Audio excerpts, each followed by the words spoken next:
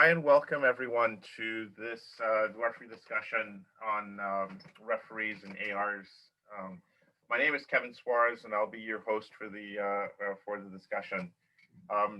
First, I want to thank you for taking time out on your Sunday, on both sides of the pond. And I really want to welcome everyone from both the Norfolk County FA as well as referees abroad to the USOfficials Referee Academy little powwow. Thanks again for being here and thank you for your time. I'd first like to turn it over to Daniel Curcio to have him say a few words on behalf of referees abroad. He and Jack Smith from the Norfolk County FA were instrumental in putting this together. So Daniel, a couple minutes. Yes. Hello, everybody. Thanks for being connected today. It's going to be a great event, I'm sure. As Kevin said, my name is Daniel. Many of you know me already.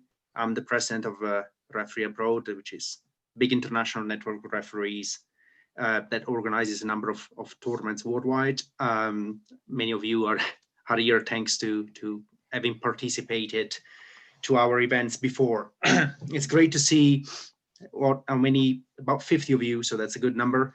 I was told by Kevin that there's people from 10 different countries, so we expect a nice discussion today. You will be able to discuss how refereeing is in your own countries. There will be a couple of questions. As you know, the session today is about the relationship between referees and ARs. So it's a very interesting subject, and I'm looking forward to hearing from you.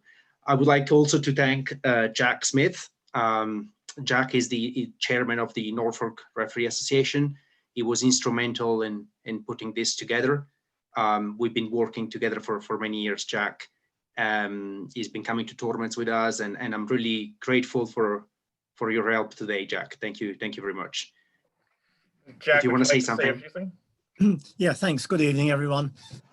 Nice to be in such a mixed company from across Europe and also in the US.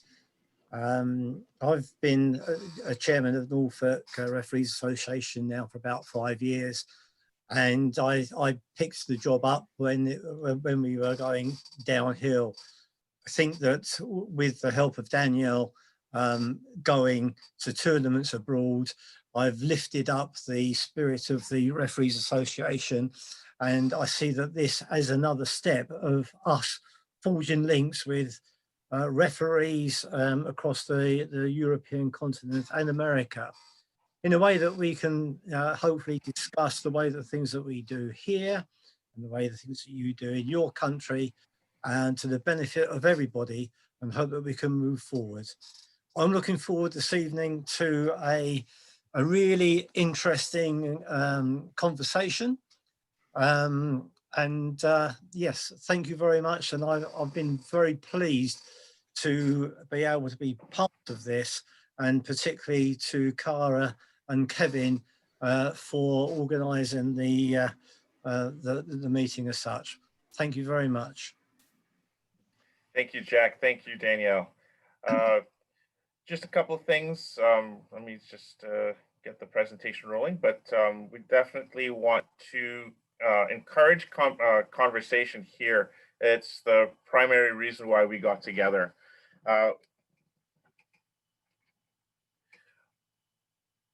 Little bit of humor there.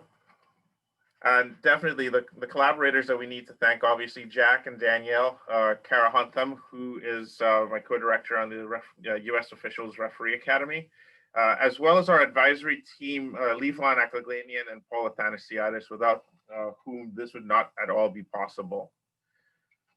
We do want to dedicate today to a fallen referee. He was a part of the U.S. Army aviation branch, who was in an accident on Thursday.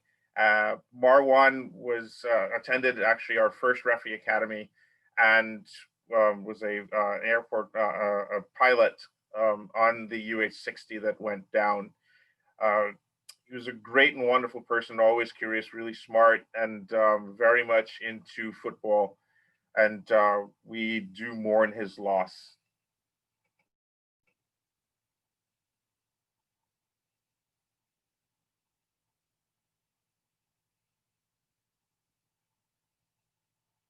And may he rest in peace. A brief agenda for today. We kind of want to, now that we've introduced, we're going to do a couple ground rules. You were muted on your way in. This was to try and facilitate good discussion, but also to try and get things run a little more smoothly. Part of what we will do is that Carol will post a link for questions at the end in the chat window. And if you have questions on this that we can address later, please do. We will be calling on people. We will have, that's the interesting part of the discussion.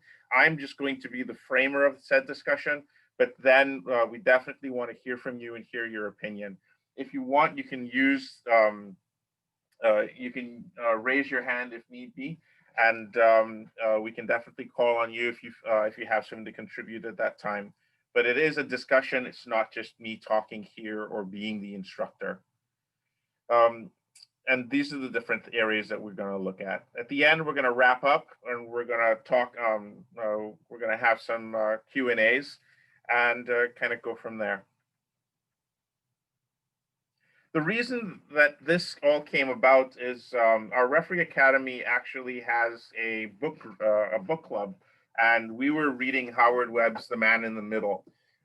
And in going through the book, I was reading ahead. Actually, I've read the book several times.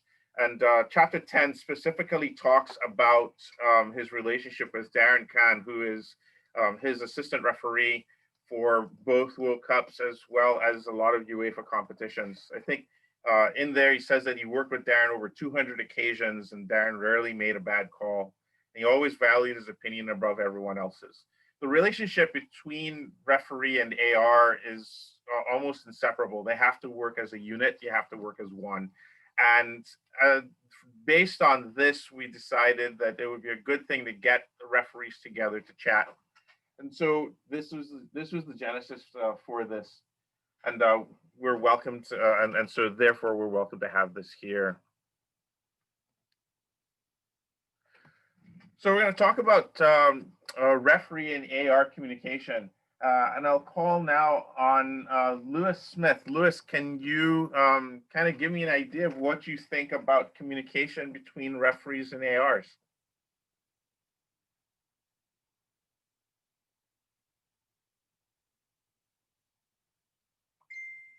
Sorry, 1 second. We have to get you unmuted.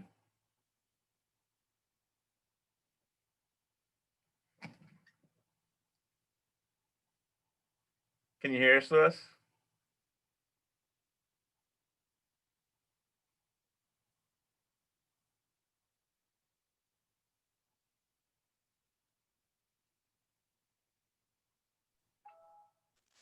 There you go. Is that better? Yeah, I can hear you now. Can you hear me? So, can you hear me? Yes, we can hear you. So, from your perspective, where are we on what is your view of referee communication? I think that referee communication has to be very good between both him and the ARs, especially if you don't work with the same two ARs every single game. I think that you definitely have to have a very broad vision between all of you. So all three of you need to be on the same wavelength when discussing, definitely pre-match. If you definitely don't work with them every week in, week out, if you don't work in the same team, you should definitely have a very big, deep, in-depth pre-match so you're all on the same wavelength. Because if there's no communication with the ARs and the referee, then the whole game, it can really impact your match control. So if you're not all on the same understanding before the game starts, and when the game does start, it could go seriously wrong. Okay, and what ways in your when does this communication start? I think it starts before the game, even weeks before the game, maybe before the game, sending an email, communicating with, or even a phone, phoning the ARs. If you don't get that bit right, then it could just impact the whole game from then on. So I think it starts definitely before the game even kicks off, definitely. Okay, good. Thank you very much. Now I'm going to address Ryan Block. Ryan, what tools do we have to be able to communicate with referees and ARs? We'll see. We got eye contact, predetermined hand gestures. If you start working higher level games and you have communication devices, beeper flags. Again, things that you go over in the pregame. So for me, I always tell my ARs, eye contact, give me a little, if you see nothing there, give me a little head shake, maybe a subtle hand wave. If you see something there and I miss it, look me dead in the eye, give me the deer in the headlights look. Say the look of like, what are you doing? If I'm still not calling it, pop the flag, wave the flag. If you see a foul. So you have hand gestures, you have obviously the flags you can wave. And I'm talking about, we'll start without comms because comms then takes it to another level. And I always believe that you should be able to handle this without comms before you get into starting to use comms or beeper flags, because that can make a situation worse in some cases, right? Are there any situations that you can think of where you can use non-standard forms of communication, Ryan? Yeah. So to take it to extreme, a mass confrontation.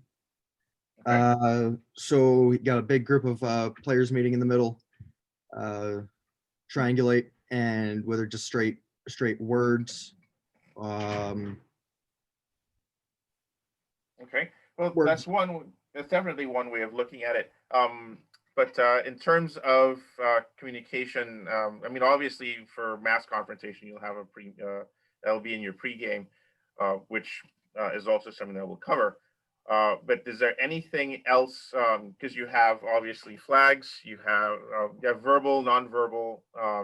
Obviously, you can wave. What about, like, say, being able on a PK to step on the field or step off the field to indicate whether it's a good goal? Right. Right. We have these other ways of communicating. Good. No, thank you, Ryan. Jacobo, Stefani, we'll start with you. Is there anything else that we may have missed, or is there anything that you do that is different from what we've said so far? I don't think so. I think that's all a referee or an assistant referee can do. It's all. I can't think about something else. Actually, maybe the while talking with the coaches of the teams, that the assistant referee is maybe I can ask the assistant referee the first assistant referee to talk with them and to interact with them if they are protesting too much or things like that. And then he obviously need to say me if he's continuing to do it that, and obviously then there will be a red card for the coaches or the players on the bench. Okay. So cards themselves are also a tool of communication, are they not? Yes, I think so. Okay. Yep, because if you give a yellow card, you're not just signaling to that player, you're signaling to all the other players, as well as you're signaling to your assistant referees that this is someone to watch, this is someone that we need to keep an eye on. Yeah, absolutely. Maybe during the briefing, if you already know members of the teams, players, coaches, or during also the off time, you can as a referee tell the assistant referee to check on, for example, number 11 or number 9 because he tend to protest too much or do things that are not regular. Right. Oh, good points. Very good points. Okay. Thank you very much. So I want to go now into the relationships, because we know definitely how to communicate on the field, but I want to start talking about things like trust and being able to build trust. A very good friend of mine made the comment that it will take you 10 games to be able to build trust with a referee, and then it'll take like 1 second for you to lose that. The referee DC that's here, is there anything else? Is there anything that you'd like to say about this, or anything that you'd like to make a comment on? Yes, thanks, Kevin. Good evening, everybody in Europe. Good afternoon, everybody in America. This is Darren Cann. I was Howard Webb's assistant referee for 10 years, and it's a pleasure to speak with you this afternoon or this evening. On the subject of trust, Kevin, I think it's the most important commodity to build teamwork, between that relationship between the referee and his or her two assistant referees. And I think empowerment is so important before the game, as a couple of our colleagues has already spoken about. It's about building those relationships in that pre-match time and also in the pre-match instructions as well, and making the assistant referees very much part of the team, empowering them to give that decision, because as an assistant referee, you will then sort of do everything you can to make sure that referee has a good game if that bond is built, if that trust is there. So it's a really, really underrated quality and something that is so important. All right. And thank you also, Darren, for joining us on this. Yes, folks, the cat's out of the bag that we have a surprise for you. Darren has been with Howard more than 200 games and was an integral part of Howard making the World Cup of his own admission. But in terms of trust, what sort of stuff did you and Howard do off the field that kind of helped build the rapport and the relationship?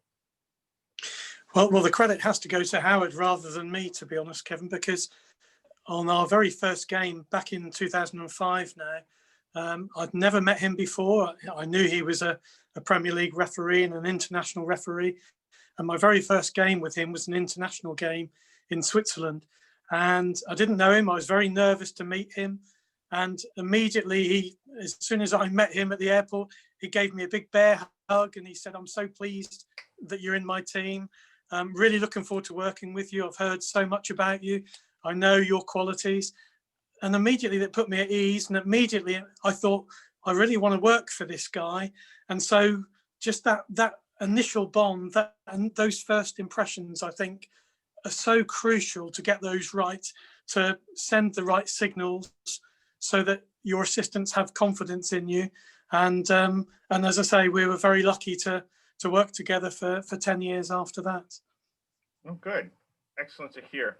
And when do you think, especially for most of us that aren't in the professional leagues quite yet, when does that relationship begin? Is that first meeting, or is it the first time when you get together on the game? When does that actually begin? Well, for us, it was certainly the first meeting. This was the day before the match, but it was an international match. So I appreciate that at local level, you're only maybe going to meet some assistant referees for the first time, maybe 1 hour before kickoff. So it's really important, again, that you build that rapport, and maybe as the referee do a little bit of homework. When I referee matches, I still do a little bit of homework and find out from colleagues a little bit about my assistants, a little bit about the games they've done, and just Google them and find out information. And these are men and women at local level that I've not met before. But again, just having something in common, something that you can talk about, and also mentioning maybe a game that they've done well on, or maybe a cup final that they've done in past seasons, something to get the ball rolling. I think that's really important. But generally, it's just about building those relationships and creating confidence within the team so that you go out onto the pitch as a team. Good. And I just want to let you know that your camera right now is facing, I think, a doorway. So maybe we just want to adjust that. Well, I want to bring in Matteo Piazza. Is there something else that you'd like to add, or a question for Darren, maybe in regards to the trust of the referee and how we start and how you get that relationship and how it's built?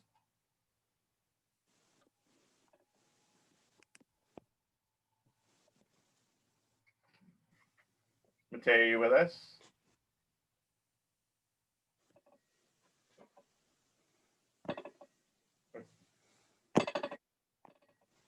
Kara, are we having issues with mute?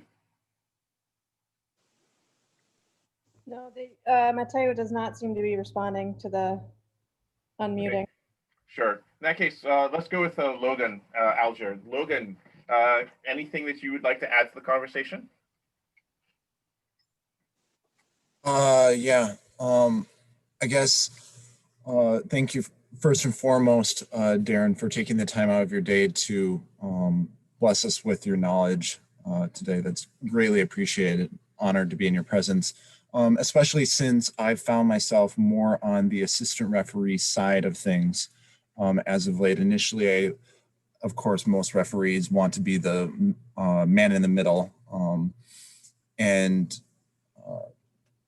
be the shining spotlight in the match, but I've found myself more towards being an assistant referee on the side is more where my skills lie. And so I guess my question would be, what characteristic do you think is most critical aside from trust, or like what skill would you say is most critical for you as an assistant referee in being able to support say Howard Webb on the big stage in those like big moments, like the match critical instance, when things are kind of going nuts? What are some skills or attributes that you fall back on in those situations?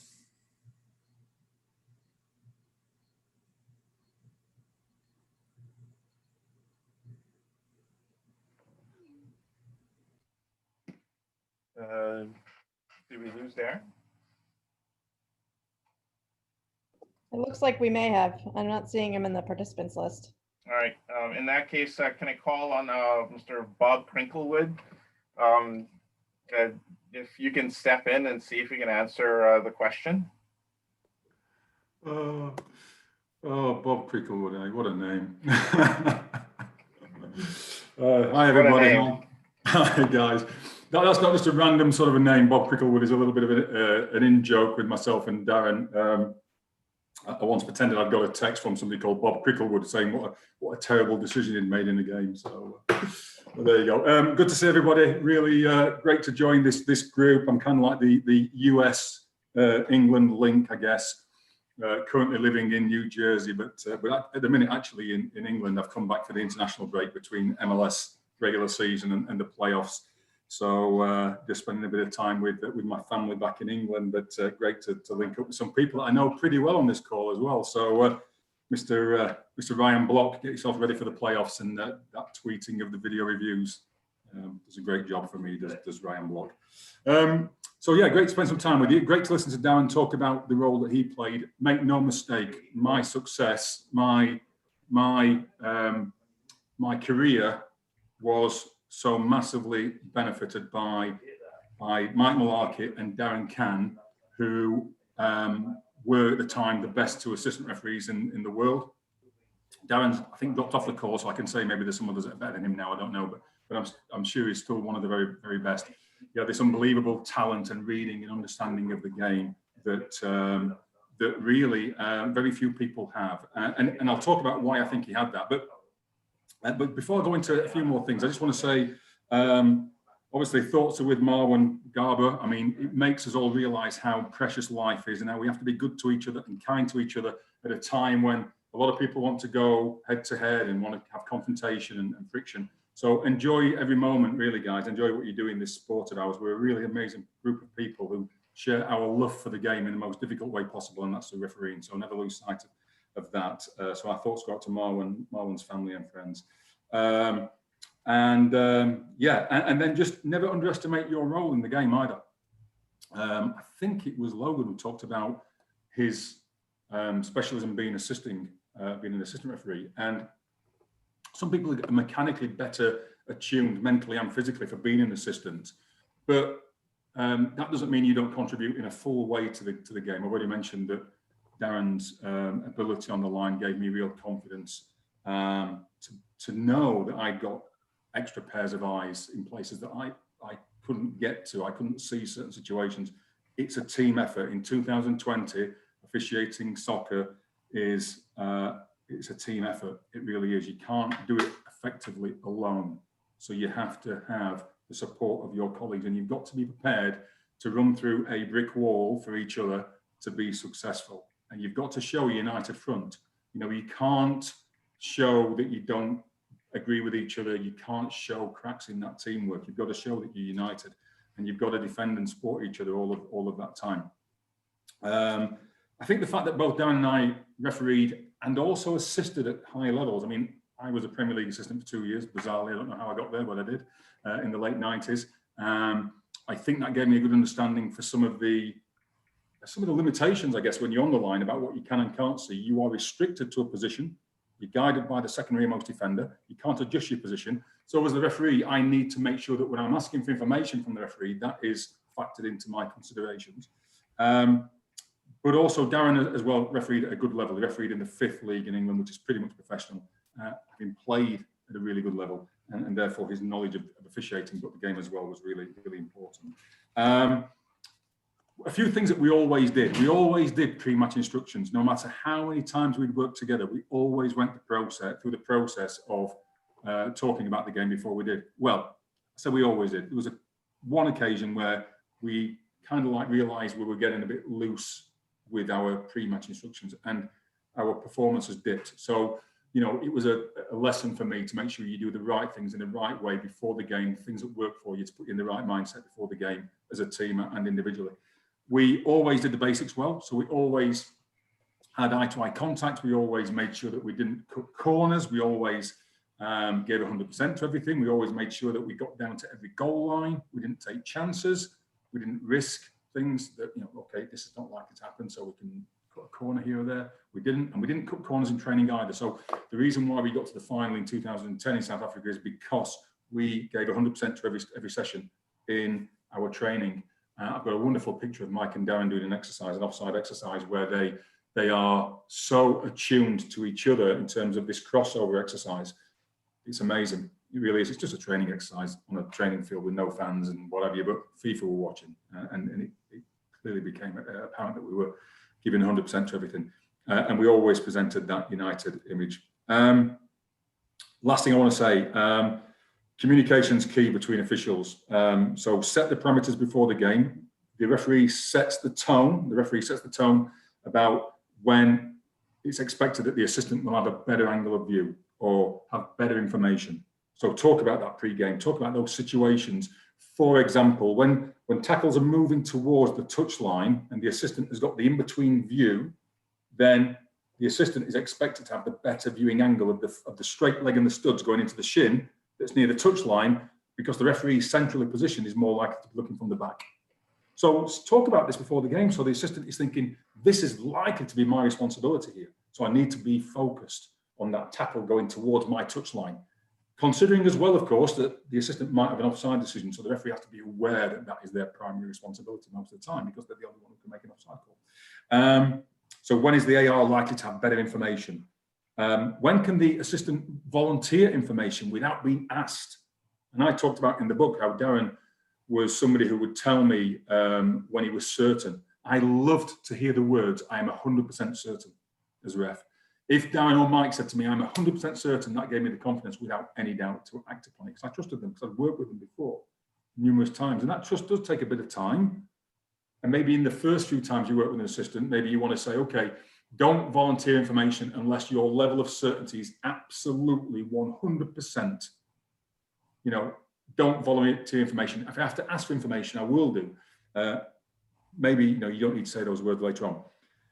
Is it okay for an assistant to say, I think this is what happened? I think it is. I think it is. If the referee is looking for the pieces of the jigsaw to pull together and they don't have all of the information, then it's okay to say, the referee to instigate the conversation, how did that look to you? And the AR might say, it looked two-footed, or it looked excessive. It looked like there was contact from the studs to the shin. That might just be the bit of information the assistant needs to give them the confidence to jump into a red card.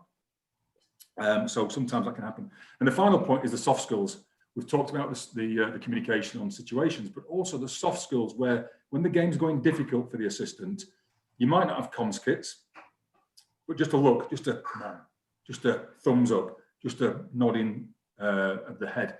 if you've got comms kits, being able to say, hey, keep going, don't lose the line, believe in yourself. 22 minutes into the World Cup final between Spain and the Netherlands, the game's not going to plan. The yellow card is not having the effect that I'm expecting it to have, having shown 4 in the first 22 minutes. And, you know, I said to Darren and Mike on the radio, this is not going to plan. And Darren comes back to me very quickly and said, believe in yourself. Do what you're here to do. Don't lose the line. And it gives you confidence to continue doing the job properly. So those soft skills, when all is breaking loose around you, that calmness, that ability. And again, you don't all work with comms kits, but it can be done through body language as well. So lots and lots of ways that we can work together to assist in getting the right outcome. Don't forget, last thing to say, it takes a team. It takes a team to deliver a game of football at this level. Some of you have to work alone. I used to have to work alone. It's hard. It's really hard.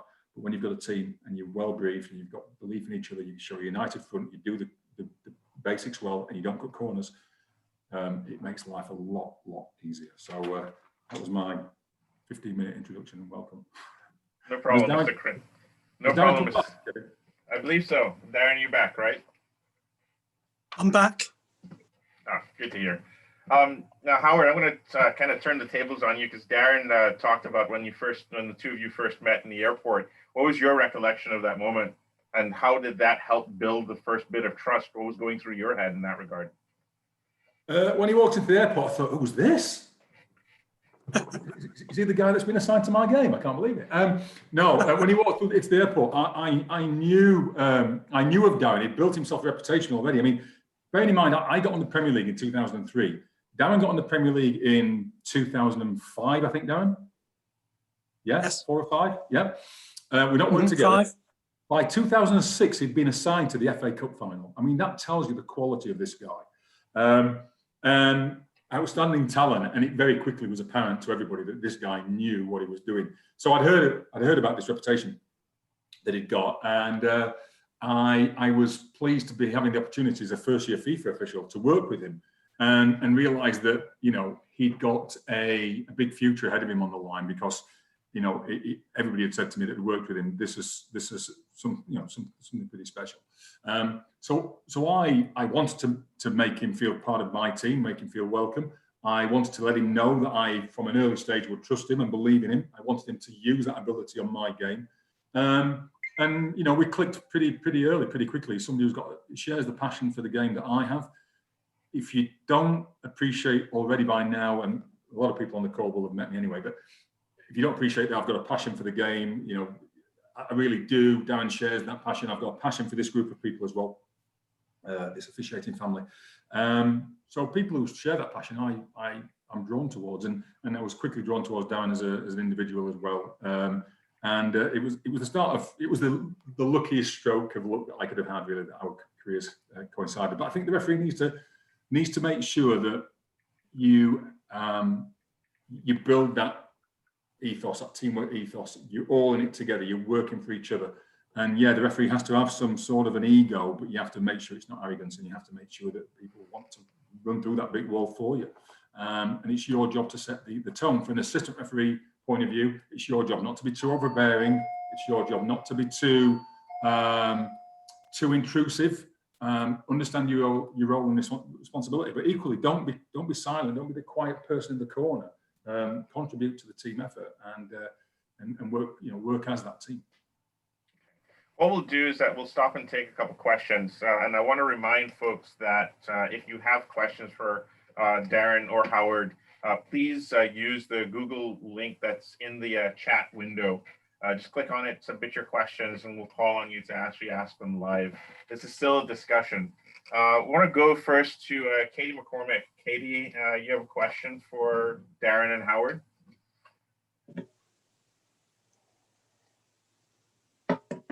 Katie, you with us?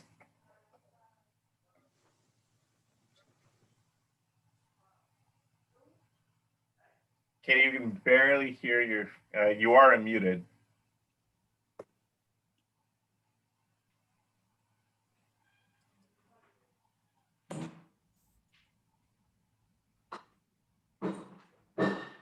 Not sure why, Katie, we can't hear you. I see your lips moving, but.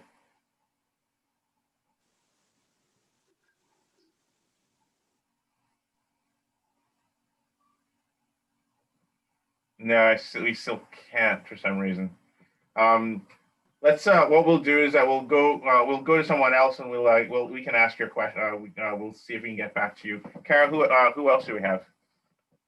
So next up, we have Ben Green.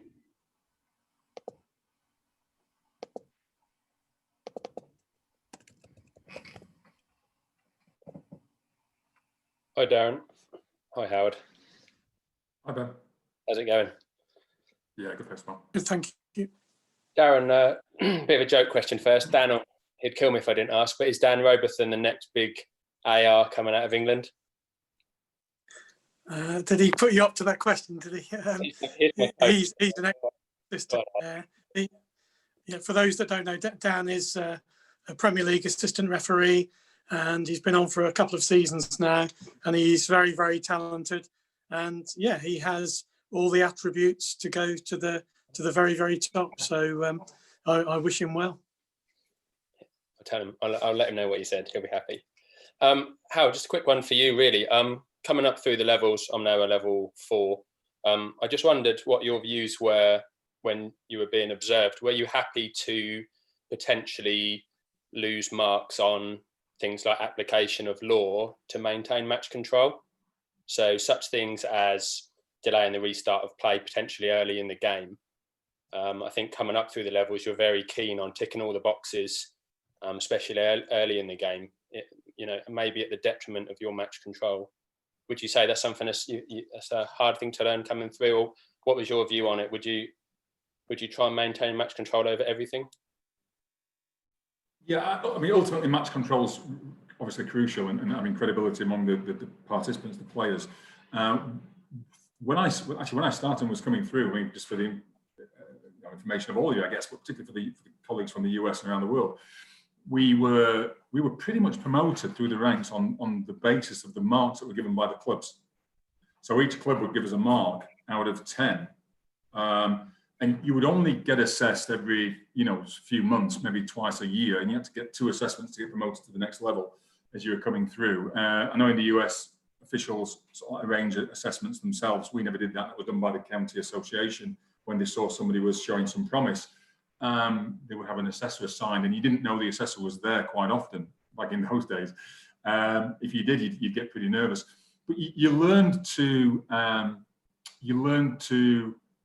manage situations that you thought were manageable, to enhance your authority, to maintain your credibility. One of these skills, though, is to understand what is manageable and what's not. And if you overmanage and try to not do the job properly, if you like, then the players will see through you as not being authentic. And I can remember a game that I was watching once where a young referee didn't send a player off. It was 6-0. The player punched the ball over the crossbar in the final minute to stop a goal, and didn't send him off. And it's, it makes no sense. It makes absolutely no sense not to do the job properly in those circumstances. And even now, to our referees working on MLS, I'll say, don't take the stupidity of a player onto your shoulders. Don't take their foolishness onto your shoulders. Don't take the risk. If a player does something crazy and he's already on a yellow card, then show him the second yellow card. If you're coming out of that situation thinking, I hope he doesn't score the winning goal from this point onwards, you're taking on too much risk. For sure. Don't be the fall guy for him. Because quite often it'll work against you, and that guy will end up scoring the goal. Or the next stop is there will be a substitution, and his number will be on the board because the coach has realised that you're being soft and that you should have done the job. And that doesn't increase your respect in the eyes of that coach who's benefited from your charity. Not at all. It actually diminishes your authority. So I always say to the guy, don't be the fall guy for somebody's stupidity. But there is a place for proactive management. There is a place for understanding how you can avoid things from happening. So if you think somebody might be delaying the restart, you recognise the times when delaying the restart is likely to happen, then by being proactive, vocalising instructions to players, being close to players who might do it, not being lazy. You can never be a lazy official. Refereeing for 95 minutes in a game hurts your head because you're always thinking about what could happen and how you can avoid something from happening. And I've said for a long time, the best referees are the ones who are able to prevent things from happening by subtle interventions. And quite often, you'll see some referees have high levels of red cards and some have low levels throughout the season. in my opinion, it's got to be a sign of success if you've got a low level of red cards, provided that you're not turning a blind eye to red card offences, provided that you're not shirking your job. But if you can intervene by being proactive, then that's got to be a sign of a good referee, an effective referee. And that's not always picked up by assessors. It's not always picked up by the viewing public. They don't see the work, the hard work that's been done behind the scenes that keeps everybody calm, that prevents things from happening. And just dealing with things that does happen is not really the sign of a successful referee. It's being able to be proactive. Occasionally, I would turn a blind eye to things if I thought that the benefit was for me, my control. But I always tried to be proactive and prevent things from happening in the first place where I could. But if a player was stupid, then I would punish the player. And even more so now I've finished, and I'm working with this group of 25 MLS referees, and I want them to be successful. I don't want them to take the stupidity of the player onto their shoulders. And that's what we work on quite a lot, I think, at the moment. Thank you very much for that.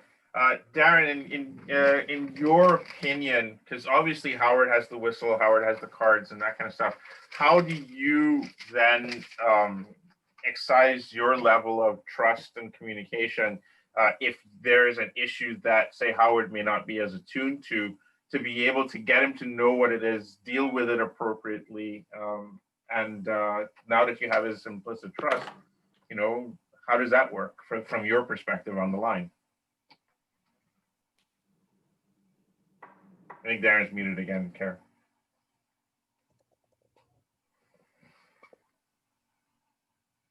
Sorry, Kevin, that the Wi-Fi dipped out. Can you just repeat the question, please? Yep, no problem. Essentially, if you're on the line, you don't have cards, you don't have a whistle, but if there's something that has happened within your purview that you need, say, Howard to be able to react to, or the referee, how do you do that? What's your communication method standing from the line? Well, I think it depends on whether the incident is in your credible zone as the assistant referee. So if it's in, shall we say, the nearest quarter of the field, or certainly that 20 metres in from your touchline, then by all means flag. If you've got a better angle, or even the proximity is better. The difficulty comes when the referee is a lot closer to the incident and you're not credible to flag. And then you have to use the communication system if you're lucky enough to have one. Or if you don't have communication system, then maybe the buzzer to alert, and then when the referee looks to flag then. But you would hope that the referee would pick up the incident. What I would say, however, is if it's a case of violent conduct, then it doesn't matter where on the field.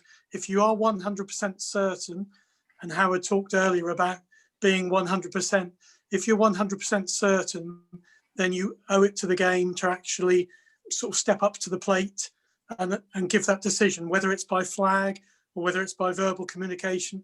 But of course, I appreciate that a lot of our colleagues on the call today won't have the communication system. So if it is violent conduct, then you need to flag, even if you're 60 yards away from the incident, because at the end of the day, it's about getting the right decision. And we can talk about whether it's an untidy, whether you got there untidily or whether you got there with the right means, but ultimately it's the decision that matters. And as I say, hopefully you're in the credible position to give it, and the referee picks up the flag pretty early. So flag when you're credible. If it's violent conduct, flag anyway. But and that's, of course, if you haven't got a communication system. If you do have the communication system, then there are times when you don't need to flag at all and just give the information via the comms. Okay. And in terms of overall match control, we know that, and this is also part of communication, that there, which Howard actually talked about briefly earlier, there are areas on the field at times where the individual is vulnerable. The ARs, for example, running up the line, will not be able to see immediately to their left. There is a space between the goal line, between the player and the goal line, maybe, where there might be a handling offense. How do you cover for each other in situations like that?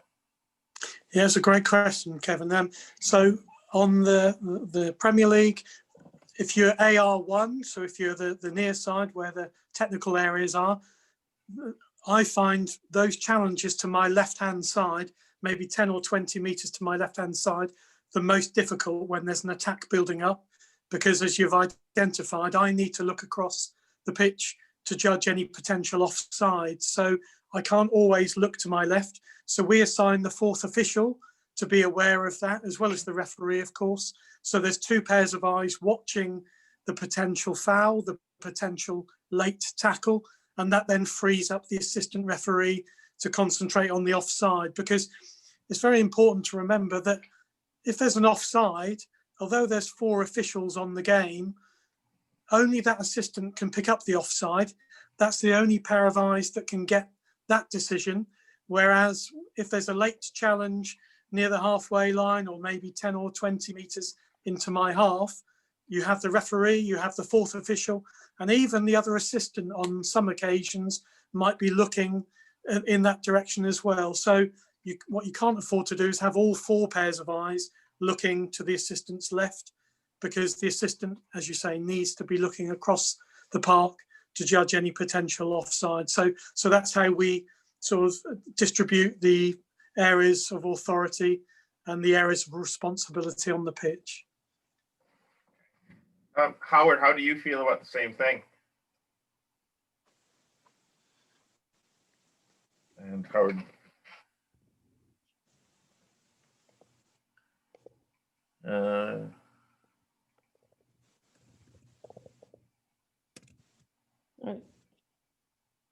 I think you're, yeah. Thanks, guys. Yeah, thanks, Cara. Sorry, I just muted myself because I'm at my sister's house and she's making dinner. It's just so noisy. Yeah, I think sharing that responsibility is really important, and understanding the restrictions that are placed on that particular role. So Dan's absolutely right that, you know, the only person who can pick up the offside is the assistant. It's their primary responsibility because they're the only person who can pick it up. So as a referee, you've got to understand that that's where their focus is going to be. So if you think about Nigel De Jong's tackle in the final in 2010, yeah, the assault on the chest of Xabi Alonso. You know, there was absolutely no way that Darren's going to pick that up, because as Alonso heads the ball forward, yeah, and he's got a view. It's not a million miles away. It's 30 yards from Darren. It's slightly to the left. If he'd have been looking that way, he might have caught the contact. But the header by Alonso is straight to David Villa, and David Villa is so marginally onside at that point that Darren has no option but to focus his attention on David Villa. And okay, he's scanning, he's sensing, he's smelling, he's listening for when the ball's going to come, but he's looking across the field because he's got to do that to get the offside decision right. Hence the reason that he's out of the game really in terms of what's happening here. And you know, the 4 officials looking straight in. I'm looking from an angle. The other assistant has got a view. It's our responsibility. It's mine first and foremost. Although I kind of blame you each and Shamira should have got it, I think, from his position in the technical area. But it's my responsibility, of course it is, to call this, and I would never expect Darren to get involved at all. There's other occasions, of course, where we talk about the assistant being the best placed official. So, you know, decisions that are inside or outside the penalty area, as there's a quick counter attack, and you know, we're seeing more and more. You know, transitional play, aren't we? You know, or counter attacks, so, you know, breakdowns of possession that put the referee out of position. We're seeing high pressing games. We're seeing officials who have to be sensible and intelligent about their positioning because of the way the game is played, and we have a need sometimes for assistants to be mindful of their responsibility, looking across the top of the 18-yard box when they can make that judgment inside or outside, and also make a judgment maybe whether or not, you know, if it is outside the penalty area and you're looking at a dog-so situation with a red card, you know, was the touch heavy? Was the goalkeeper the favourite? Because they've got that side-on view and they can judge, you know, that perspective of whether or not the ball's going to get to the goalkeeper first. So, you know, you need you know, courage as a ref or as an assistant to understand, you know, when you're the best placed official to make the decision, and then have the courage to be able to speak up and share that opinion. The referee has to recognise when the assistant has got the best information. Don't go too quickly. I even see that where referees will blow, give a penalty kick without even looking at the assistant, who's the best placed official to make the decision. You know, pass on the responsibility around the field. You know, and if you've got comms kits, we used to share that. We used to share responsibility. We used to talk about, you know, it's with you, it's with me, it's with you, it's with me. You know, as somebody's breaking away on goal, think yellow, think, Darren would be saying, think yellow, think red, think red, think red. He'd be talking like this as there's a player bearing down on goal. So that when the decision did have to be made, we could remember where we were, and we're not sort of like deceived by the changing picture that happens after a foul within the next 2 or 3 seconds. So understanding the responsibilities, and again, just think about it. You don't have to get on a game. Just think about it tonight. Get a field of play and think about those areas where the assistant is likely to be better placed and to have the most information, and also when they're out of the game, when they can't assist because of their responsibilities around offside. Thanks, Howard. What we'll do now is Katie apparently has gotten her mic fixed. So Katie, I'd like to invite you to ask your question. All right, are we working now? You're working now. Perfect, amazing. Sorry about that. Darren and Howard, thank you so much for joining us, and everybody in the 10 countries around the world. I think this is so awesome, and I'm very, very honored to be here right now. So Darren, I had put this question earlier, but this is also relevant to Howard as well. So we were talking about the trust between the referee and the ARs. Howard, you brought up the team ethos. I thought that was a really good point. But was there ever a time where your trust kind of faltered? I don't know whether it was a decision or something that happened on the field. If somebody fell on their face and you're like, oh my gosh, what are they doing? But has that ever happened? And then how have you recovered from that? Like, how do you regain the grasp on your trust for your relationship, friendship? Can I come in first, Dan, and then you can sweep up? Hi, Katie. Thanks for the question. Really good question. Bearing in mind that I saw more of Darren at certain periods of the last sort of like or the 15 years that I was active. So more of Darren than I did of my family members. We were inevitably living in each other's pockets quite often. We didn't always get. We had arguments. We had spats. We, like any family would, of course. We always quickly put them aside and moved on. Within a few. Yeah. That meant we could be honest with each other. That Darren was always somebody that would tell me if I had not performed well, if he didn't think I'd done the right thing, he would tell me. There was people that I could text after a game, a TV game, and I knew they would tell me what I wanted to hear. Oh, you were great today, really well. And then I'd watch it back on TV later, and I was really bad. And like the benefit of that, because I hear it now with VAR. I hear there'll be a bit of a dubious penalty call, and it's not the best decision, but it's not a clear error. And the VAR looks at it and they say to the referee, check complete. And the referee goes to the players, check complete. I told you I was right, check complete. I've had to say to the referees, it doesn't mean it's the best call, it just means you've not really made a bad error, So but I would do that with these texts. I get a text saying, you had a great game, and then I'd be like, walking around, leaving the stadium saying, I had a great game. When actually I hadn't, and Darren was somebody who would tell me when I hadn't. So that's really important, and did it in a way that didn't make me think I disliked him. He was doing me a service by doing that. Yeah. So it wasn't always like sweetness and light, but overall it's a really strong relationship, like you have in any family. Did I distrust his judgment? Yes, I'll be honest, I did on one occasion. We did a UEFA Champions League match day 6 game, which is the final match day in the Champions League group stage, where teams qualify for the knockout phase after the new year. And we went to the San Siro Stadium in Milan to referee AC Milan against Ajax, and both teams were vying for qualification. It was a must-win game. And 19 minutes into the game, 1-9, with the score at 0-0, in front of a packed San Siro, much as it can be packed.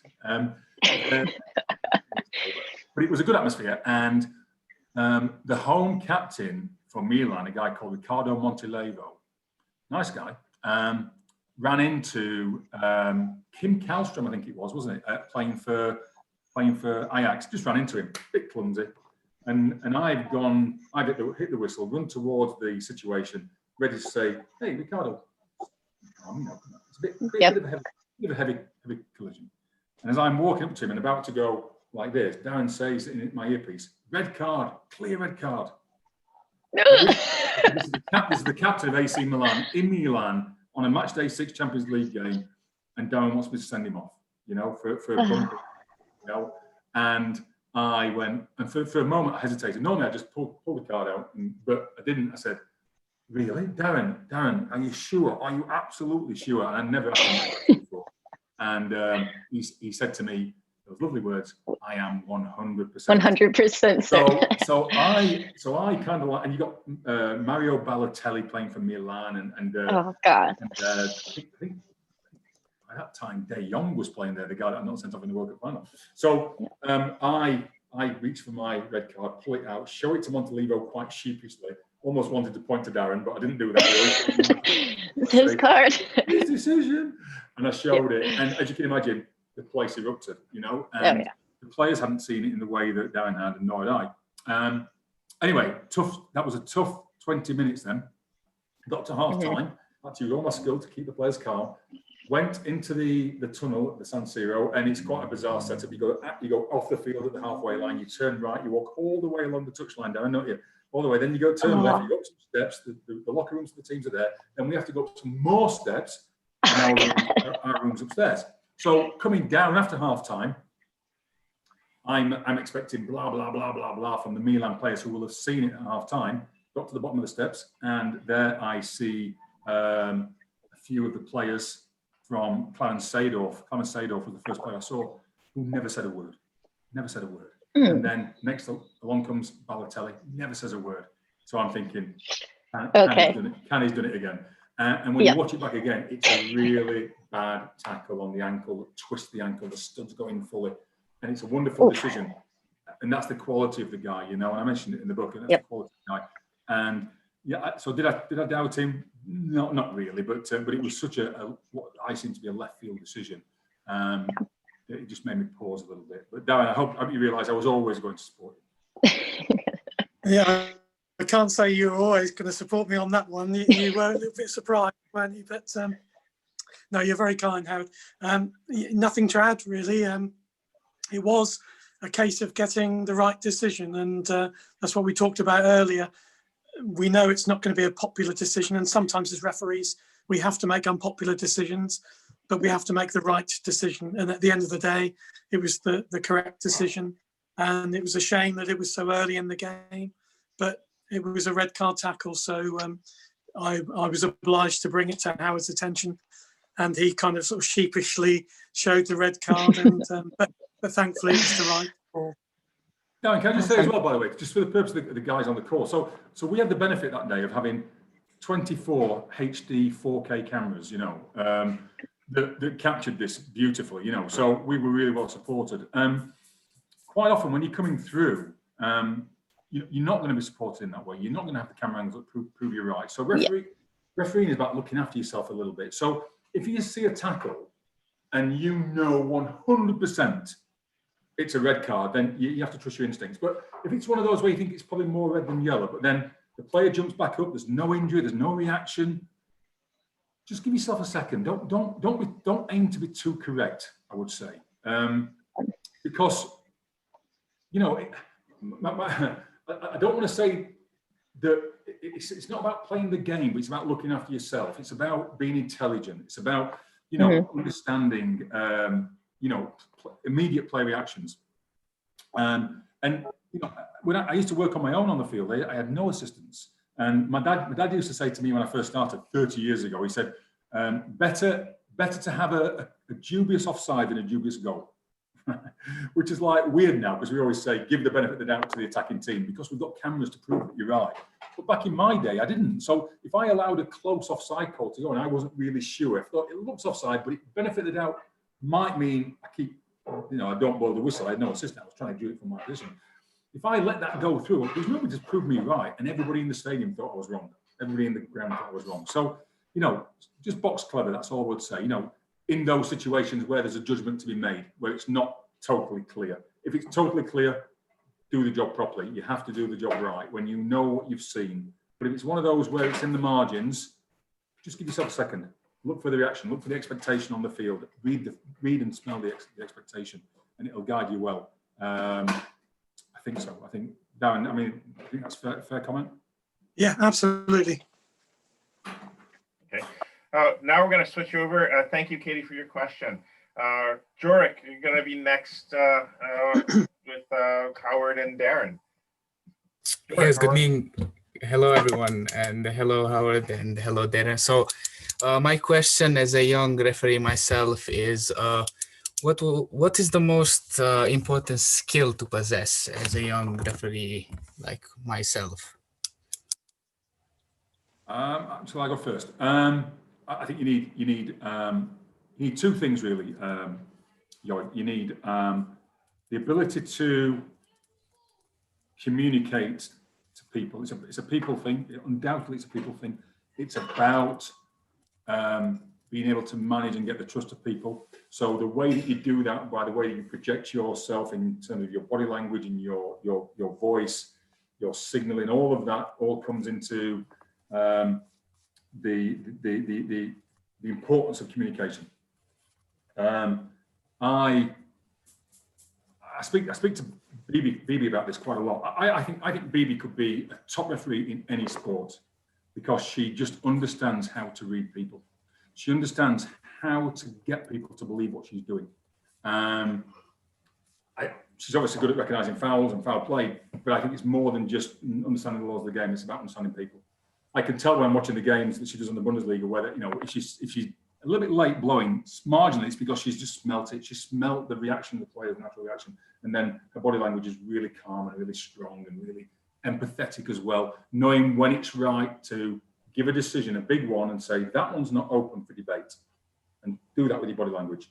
And then other times when it's absolutely right to soften your approach and to engage with a player and maybe admit an error or a perceived error or explain the difficulty you had in making a call. Kalina was a wonderful exponent of this, of like, Google eyes, don't challenge me. But at the next minute, being really, really soft in his skills and his approach to get players to believe in him.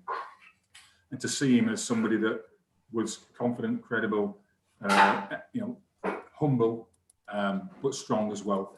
So I think that, and then the second thing I think is self-belief. Having self-belief is really important. Not arrogance, some ego, but not arrogance.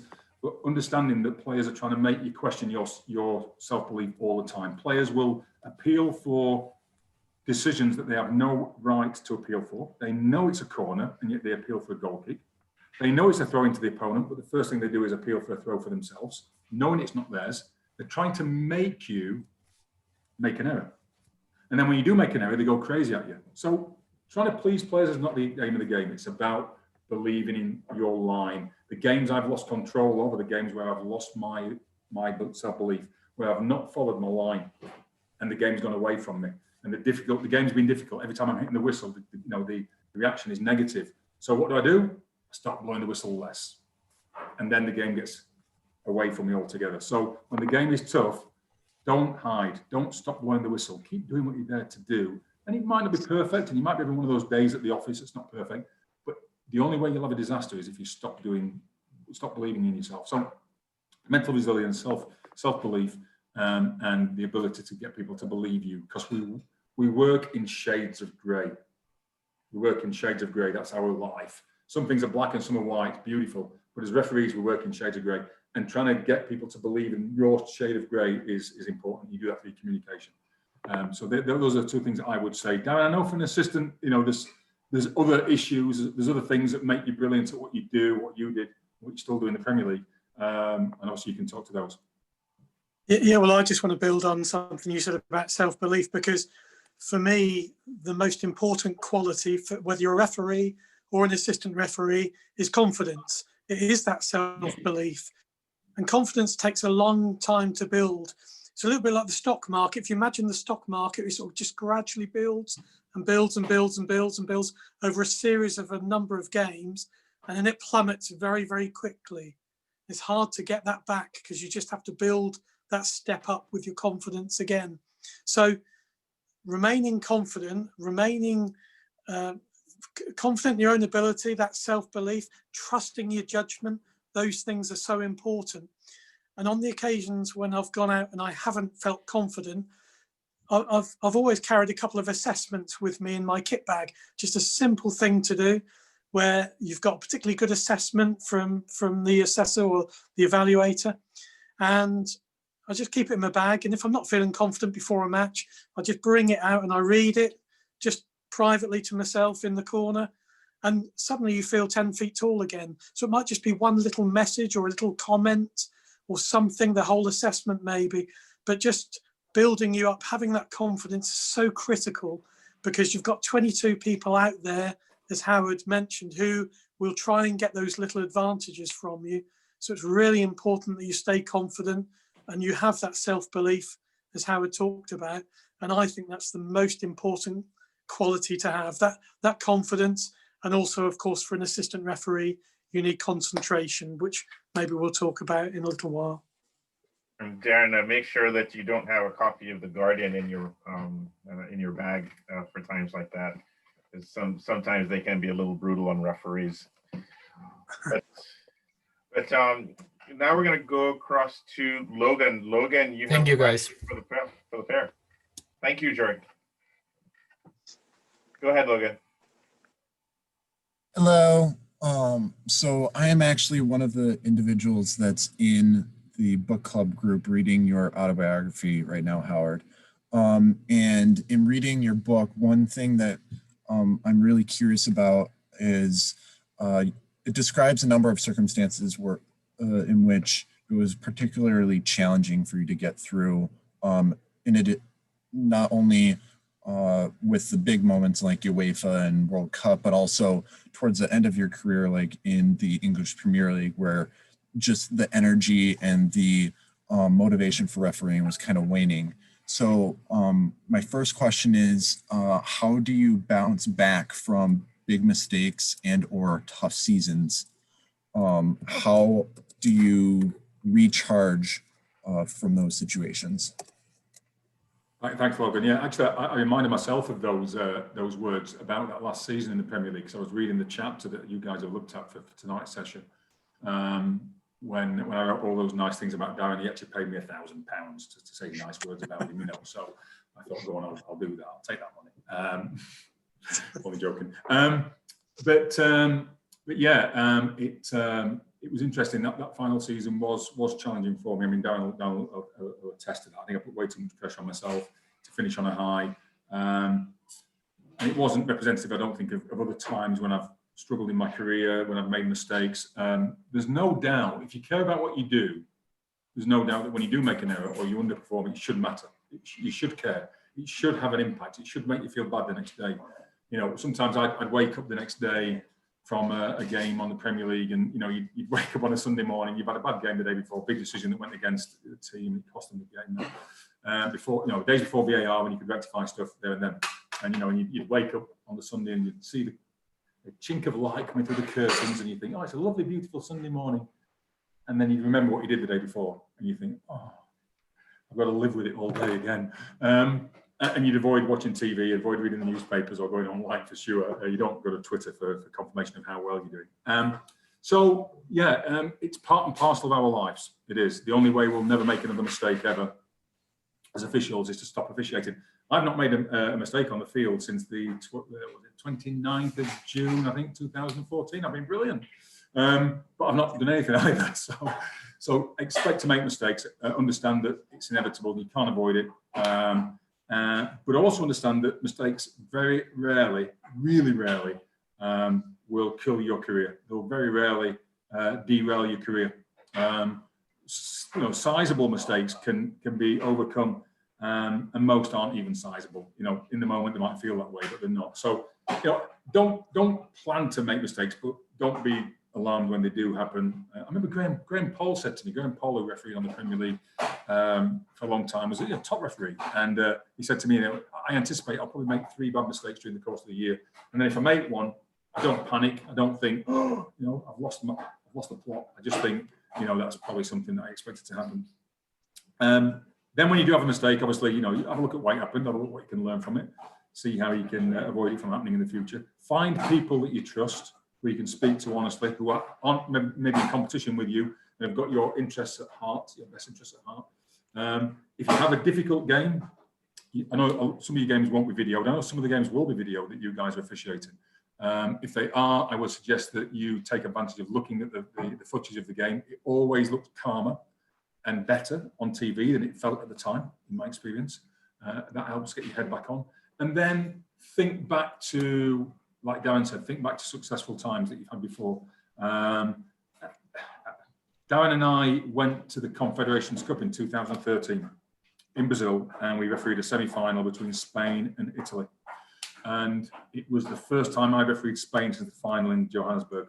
And the Spanish were not impressed by my performance that night, even though they won the World Cup.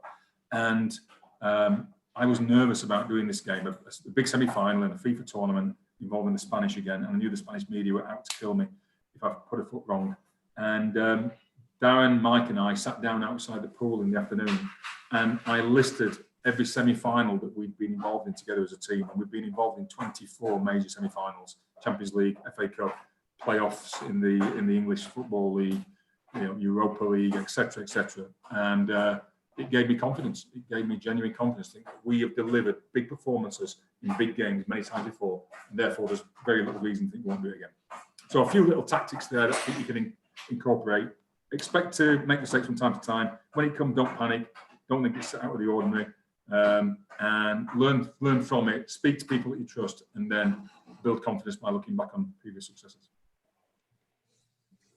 Good. We'd like to turn now, thank you, Logan. I'd like to turn now over to Ashley. Ashley, you had a question for the great pair here. Evening, guys.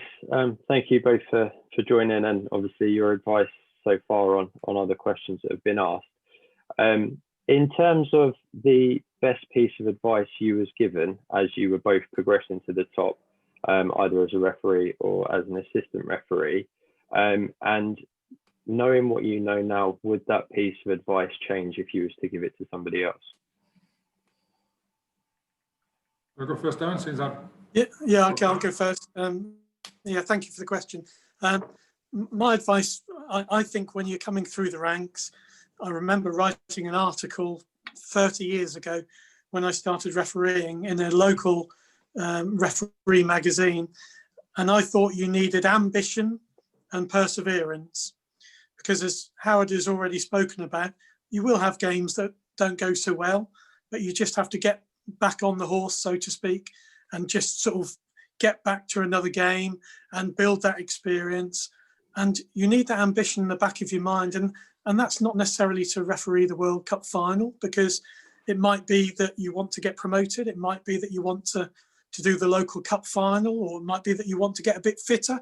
Whatever that ambition is, I would always set yourself 2-year targets. So set yourself a target, what you want to achieve that season, but also where do you want to be in 2 years' time as well.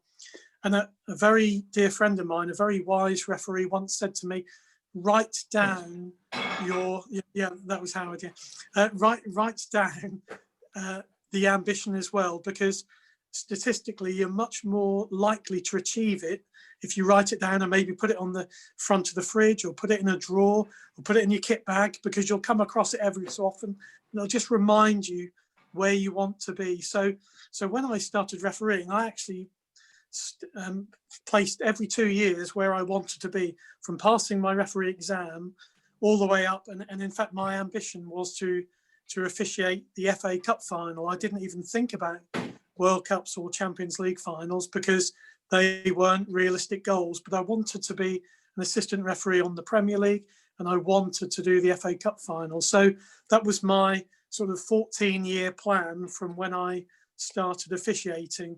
And I didn't do it in 14 years, unfortunately, but I did achieve it in 15 years. So by writing it down, it really helped me. And so I would say you need that ambition and you need that perseverance to keep going when things don't go so well. There's always another game the following week, and sort of get back on that horse and keep enjoying it and keep persevering. And if you're good enough and you work hard enough, then you'll get there. Thank you. Thanks, Darren. Perfect advice. Just to add very quickly, I think what I would say is that I've talked a little bit about gut reactions earlier. I think I did anyway, but if not, then I think gut reactions are important.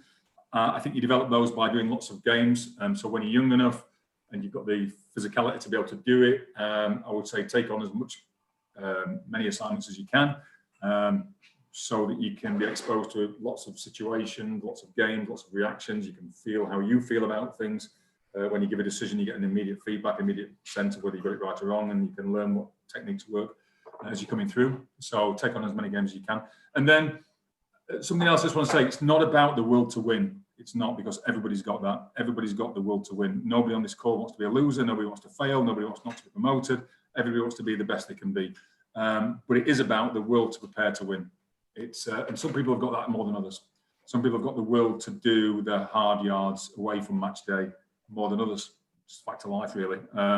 And some people have got more natural ability than others. But but effort and ability will get you to where you want to get to, and ability without effort won't get you anywhere.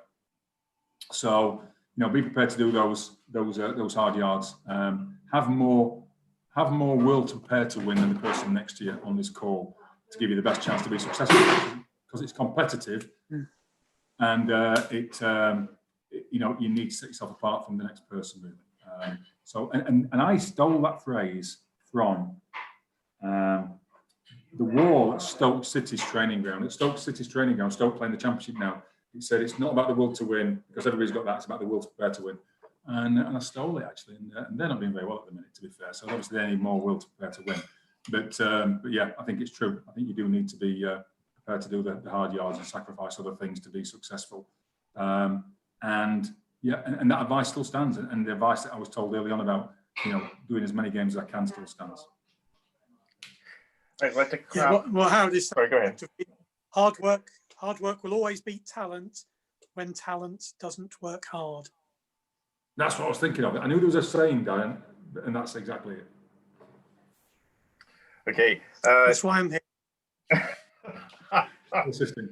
Now I'd like to call on Carol Allers. Carol, your question for Darren and Howard.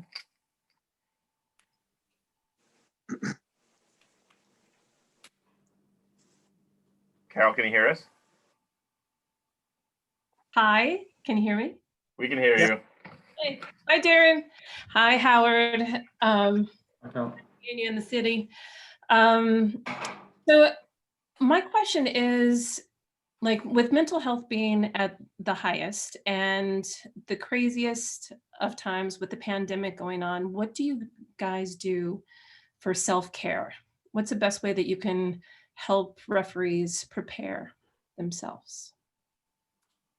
It's a really good question, actually. I mean, that's consumed a lot of our thoughts over the last few months, as you can imagine. I mean, we've gone from a situation where we would meet every 2 weeks in person down in Dallas or in Minneapolis in the summer months when it gets a bit too warm down in Texas, to not having met in person since March the 11th, and which led to me spending 15 weeks on my own in Jersey City. I mean, it's like,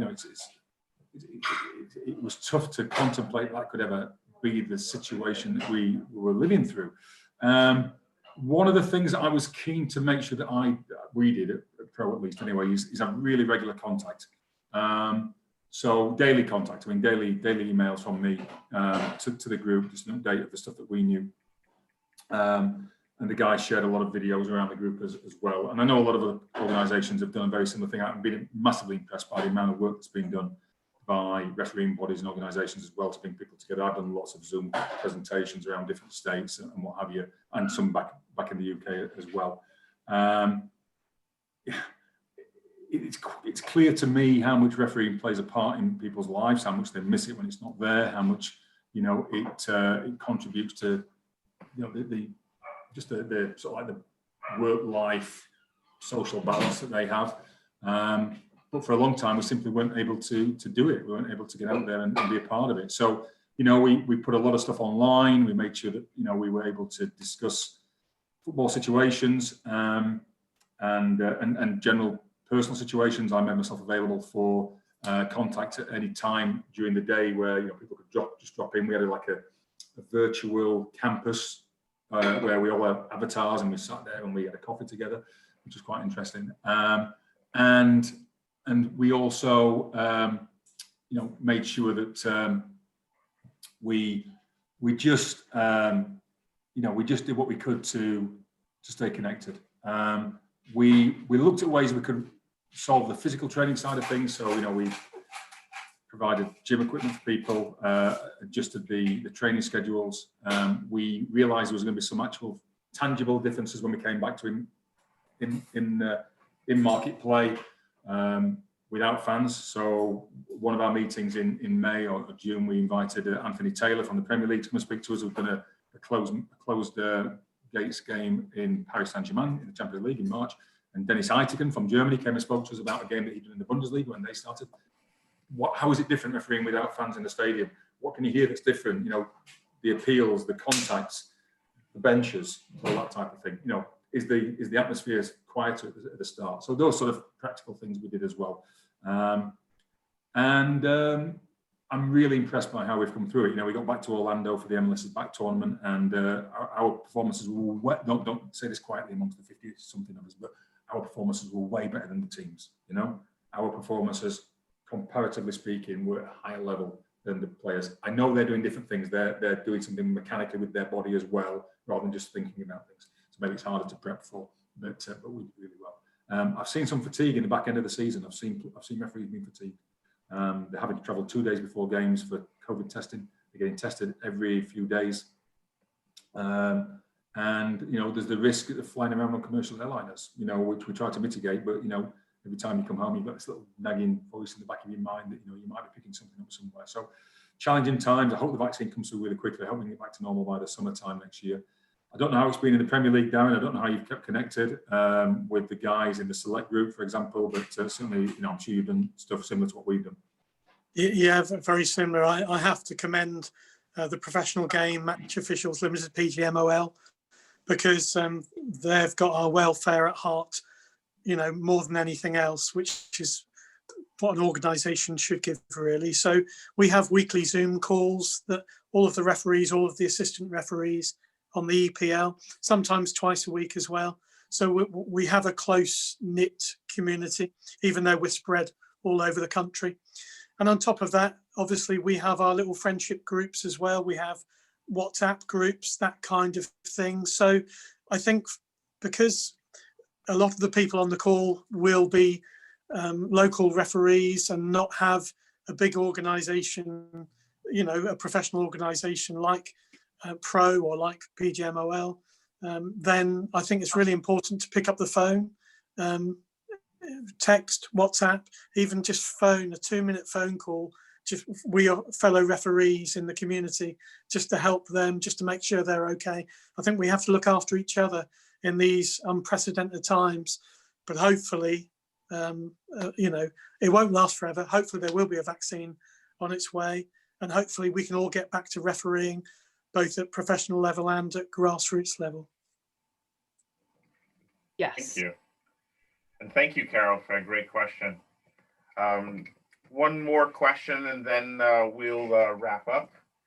All right.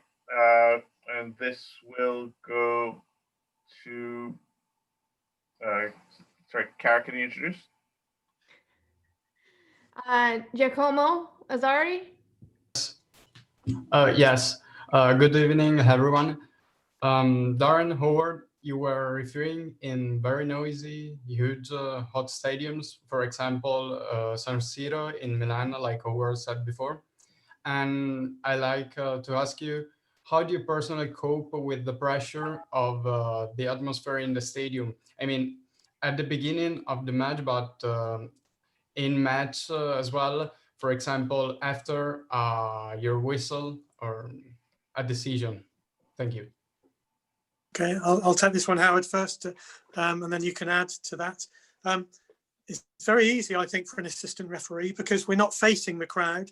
The crowd are kind of behind us. So first of all, I don't see them. And then second of all, because we have the earpiece and Howard is talking a lot like tonight. So he's talking in one ear. And so I don't even hear the crowd. So I always, when I'm doing a big game, maybe there's 70,000, 80,000, 90,000 people, I tell myself it's the same match as it is when I started refereeing. It's 22 players, it's the ball, and they have to score goals. And I think if you focus on the pitch and forget the surroundings, then you will do a better job. So that means that you don't think about the spectators, you don't think about the TV cameras, you don't think about the managers. And because if you think of all those things, that will build pressure and that will make your job much more difficult to perform. So for me, I strip away the layers of pressure and just bring it down to 22 people and the ball, and just try and get my decisions right and totally ignore what is being said in the crowd. And with some practice, that can be achieved. And as I say, we're lucky that we have an earpiece so that a lot of the noise is drowned out anyway, because I'm listening to the referee, the fourth official and the other assistant referee. So I have something to focus on, to concentrate on. And so that way I just completely forget there's even a crowd at the game. It's quite interesting Devin talks about the earpiece, because I've seen both sides of it. I've seen you know, the time when we had no communication systems, and then obviously we had it towards the end of our career as well, towards the end, and we've had it for about the last 8 years or so. But when you were refereeing in a big stadium with a full crowd, maybe 60 or 70,000 people, without the system, it could still be a lonely place, even though you've got thousands of people around you. So you think it wouldn't be lonely. It felt lonely sometimes, you know, and suddenly you've just got 3 friends in your ear, or now 5 if you've got VAR and AVAR, and it makes the world a difference. It just makes it such a better working environment. You know, you've got your colleagues and your friends who are wanting to deliver this game with you. So it makes such a difference to have that. I did an interview on Thursday with the I did 2 New York Times and Wall Street Journal actually, about refereeing in empty stadiums, which I've never really done apart from in friendly games. Never games with something riding on the result. And so I said to him, look, you need to speak to one of the referees that's done it. But I don't actually think it's an advantage having an empty stadium.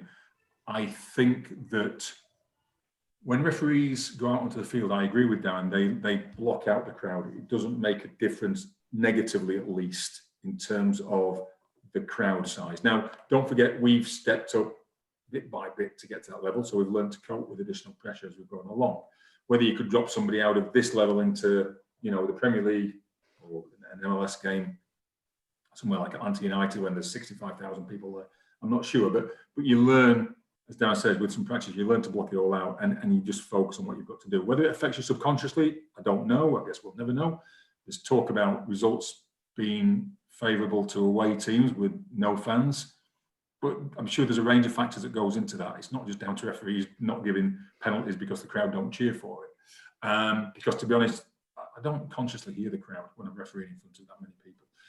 What I do sense is that when the crowd is there, when you can smell the atmosphere when you arrive, when you can feel the electricity in the air, it actually makes you better at what you do. It gives you that adrenaline. It gives you those. And I had, maybe Darren didn't, because Darren's a pretty cool customer and he's got massive confidence in what he does, and it's well-founded confidence. I was always a little bit less self-certain than him. And I had doubts, nervousness a little bit, shall I say, in my tummy. And every game I had some butterflies in my tummy. But the games where I think I did the best are the ones where the butterflies were a little bit bigger, you know, and it sharpened my sort of like my cognitive skills. It made me a little bit more sharper, if you like, than games where there was no atmosphere, where it was flat. So it's definitely a positive when there's a big crowd, definitely positive. You don't hear the abuse. Okay, sometimes I heard 60,000 shouting, "You're bold," and you know you are, or the ref has got nowhere. That sort of thing. But generally speaking, sorry about that. Yeah, but generally speaking, it's only a positive actually, and you'll find that as you go through the ranks, you'll find that you'll thrive on the energy in the place. It'll make you better at what you do. Don't be afraid of butterflies in the tummy. It's normal. Makes you better at what you do as well. So, and as Darren says, you know, once you get out there, it's not a negative. You don't think about it. It just instinctively makes you a little bit sharper. And it's a great place to be, guys. Just to close on this, you've got the best seats in the house, whether you're on the line, in the middle, as a fourth official. You know, you've got a wonderful opportunity to be close to some of these great athletes in a sport that we love. And I know you guys aren't quite at that level yet, but you're all striving to get there. And I can only speak for MLS. but next year we're going to have 27 teams with the arrival of Austin. And then we're going to go to 28, 29, up to 32, I suspect. And there's referees coming towards retirement age, and there's assistants coming towards retirement age. And opportunities exist both in Pro 2 and Pro. The USL is growing exponentially. NWSL is going to continue adding new teams as well. So that's just from the US scene. You know, obviously the English scene is well established, and lots of investment has been made into the refereeing landscape here. And for those from other parts of the world, the same applies. You know, the demands, the requirements, the rewards, everything's getting higher and higher, and therefore, you know, there's more and more being invested in all aspects of the game, even in this difficult Corona time, which will pass. But the opportunities are there. If you work hard and for long enough and have good aptitude and good attitude, then there's no reason why you won't make it to a really good level. And don't forget, just have that will to prepare to win. Thank you. Okay. One more question, Howard, then we'll wrap up. This will go to Matt. Matt, your question? Yeah, hi, thanks guys. I'll let you go. I think everyone's a bit hungry. Just a quick question for Howard. My name is Matt. I run Referee Abroad with Daniel. I know you met him a few years back. I'm actually a Fulham fan, so I was there at Loftus Road in your first ever Premier League game. I think it was Fulham Wolves back in 2003. And since seeing you then and seeing your career progress up into 2014, your fitness changed incredibly over those years. I was just wondering, for me, you're a bit of like a cheerleader. You kind of changed the image of referees on the field. You were super fit at the end of your career. What kind of inspired that change for you? Matt, you must have been about 3 years old. That's all I can say. Yeah, and do you remember what the score was? It was a pretty boring game. Yeah, I think it was 0-0. It was 0-0, and my next 4 Premier League games were 0-0. My first 5 were all goalless. Can you believe that? That is unbelievable. And the first goal came in the 6th game. It was a reverse of this game. It was Wolves against Fulham. And it was scored by Paul Ince of Wolves, I'm sorry to say, as a Fulham fan. But there you go. Wow. Yeah, 6 games before I saw a goal in this wonderful league. Yeah, I recognised quite early on, and I talked earlier, I got asked a question about might be by Ashley, I think, about what are the most important attributes. Or I think Ash talks about advice, didn't he? But somebody asked me about what are the most important attributes. I talked about communication. I'm not just talking about blah, blah, blah, what comes out of your mouth. You know what I mean?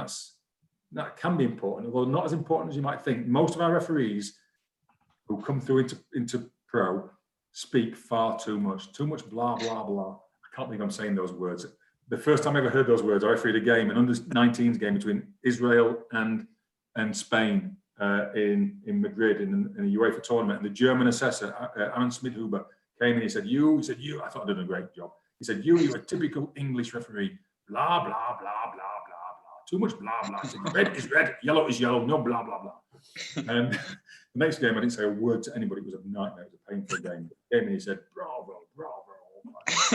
Wunderbar. So yeah, too much blah, blah, blah. But it's not about just what you say. It's about what you don't say. And it's about how you do say what you do say. But it's about your body language. It's about the way you look. It's about the way you present yourself when you walk across the white line. There were some interesting images shown in the montage that Kevin put up earlier. There's one with the assistant saying, just give me ins and outs, with a big belly and all that sort of thing. Listen, there's no formula for being a successful ref. You don't have to be 6'5" or 5'6". You don't have to be black, white. You don't have to be male, female. You don't have to be, and you can be successful however you look, but you've just got to be credible. You've got to be credible. And to be credible, you've got to look like you belong. You've got to look like you care. You've got to look like you've sacrificed time and effort to be there in the way the players have for them to believe in what you do. And I realized at quite an early age that I could work hard to be a good decision maker. Good decision making comes from being in the right position. It comes from analysing video and talking to colleagues and thinking about things and attending sessions like this. Getting into the right position needs fitness. It does. But there were better referees than me in the Premier League. Better decision makers, better instinctive decision makers who never really got their opportunity because the players didn't quite buy into them in the same way necessarily. They weren't seen as the safe pair of hands in terms of acceptance of decisions. And you've got to look at what sets yourself apart. And I realised quite early that if I looked the part, if I looked dominant on the field, if I looked like I knew what I was doing, even if I didn't, and being 6'2" is not important. You know, you can't punch a player in the face. That's not what it's about. You know, it's not about physical size. Paul Durkin, many of you won't remember Paul Durkin, but he was a little short, red-haired referee from Portland in Hampshire, I think it is, or Dorset, yeah. And you know, a brilliant referee. Just used every ounce of what he'd got. Cüneyt Çakır from Turkey, you know, just uses facial expressions, you know, in a way that gets people to believe him. So work on what works for you, but be credible, look the part, look like you've worked hard to get there.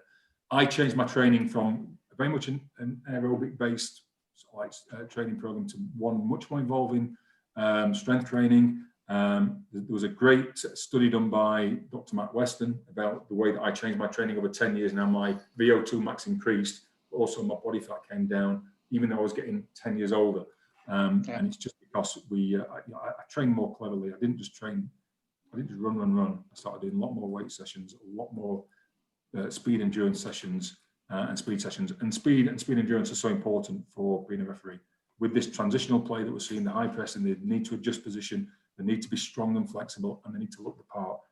Ideally with lower body fat. You don't want to look, even though you can be a great ref, you don't want to look like you don't belong on an athletic field. No matter how good your decision making is, if you look like you don't look after yourself, then they're probably not going to accept your decision making in the way they would somebody else. So work to your strengths really, and think what can make you credible on the field. Get yourself videoed. I know certainly in the US there's a lot of videoing going off in showcase events and that sort of thing. Always grab the link to the stream and have a look at how you look on video, because that's how other people see you. And just work on little advantages that can make a difference, because the best decision makers don't always make it to the top. A little bit different when you're an assistant, Darren. I'm not saying you don't look the part or anything. I'm just saying that your advancement was down to quality decision making, because your decisions are much more, quite often, factual. Yeah, it's more matter of fact. Yeah, I will just touch very briefly on something Howard said about his physicality, though, because there's no doubt that if you put the work in, that is another asset that you can sort of have, another string to your bow, if you like, as a referee. And in the World Cup, both World Cups we went to in 2010 and 2014, we were trained for 3 hours in the morning from 9 until 12. And some of the sessions would be really tough, high intensity sessions, speed endurance sessions. And Mike and I mean, it was really hard work, but Howard would sort of be leading the field, if you like. And then we'd get bussed back to the hotel, and we would think, well, at least training's finished now. And Howard would say, right, let's hit the gym for an hour. And we would go in before lunch every single day, and we would push weights. And Howard's weights were always 2 or 3 times heavier than mine and Mike's, to be fair. What I guess the point is, you're doing a little bit extra. Not many of the trios went into the gym every single day. In fact, probably none of them went in every single day. We went in every single day after training and did a bit extra. And that's that drive that we were talking about earlier, where Howard, wanted to improve, wanted to enhance his appearance, wanted to look the part, and he sort of dragged me and Mike with him. And just those little things, doing something a little bit extra than the next person that Howard was talking about earlier, that may be the difference between success and not getting success. So it's thanks to him that we were able to achieve what we did achieve on a world stage, because he had that work ethic to push us to do that little bit more each time. And going back to the theme of this seminar, it wasn't about me, it was about a teamwork, because the expertise you brought and the brilliance in decision making, combined with the perception we were able to create as a team, gave us the chance to be successful. So kind of like Kevin takes us right back to the start, and it's all about teamwork. And thank you very, very much, Darren and Howard. We really appreciate you taking the time off. Honestly, the person I'd want to question next would be your sister, but I don't think she'd be willing to come in on the camera. Chicken dinner with some Yorkshire puddings. Oh, okay, we'll be right over. But thank you again immensely. Thank you to Norfolk County FA, to Referee Abroad, and to the USOfficials Referee Academy.